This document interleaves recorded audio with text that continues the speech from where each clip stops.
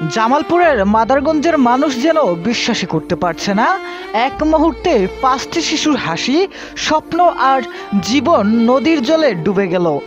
শুক্রবার 31 অক্টোবর বিকালে সেই চিৎকার, বিলাপ আর আহাজারিতে এখনো কাঁপছে ঝিনাইদহ নদীর ধারের গ্রামগুলো।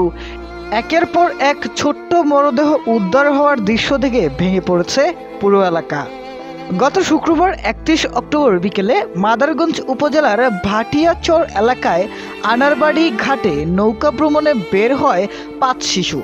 ছোট্ট ডিঙি নৌকায় আনন্দময় ভ্রমণ মুহূর্তেই পরিণত হয় ভয়াবহতায়।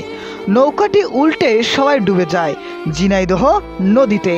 স্থানীয়রা চিৎকার শুনে ছুটে গেলেও বাঁচাতে পারেনি কাউকে। প্রথম দিনে ফায়ার সার্ভিস উদ্ধার করে 3 শিশুর মরদেহ। পরের দিন শনিবার সকালে মিলল কুলসুমের নিথর দেহ। আর রবিবার সকালে হরিপুর এলাকার নদীতে ভেসে ওঠে বৈশাখী নামে 9 বছর বয়সী এক শিশুর মরদেহ। বৈশাখী চর ভাটিয়াচরের আবুল হোসেনের মেয়ে। এছাড়া নিহত 5টি শিশুর নাম আবুল হাসান, যার বয়স ছিল 8 বছর, এবং তার বোন মরিয়ম আক্তার পলি, যার বয়স ছিল 9 বছর।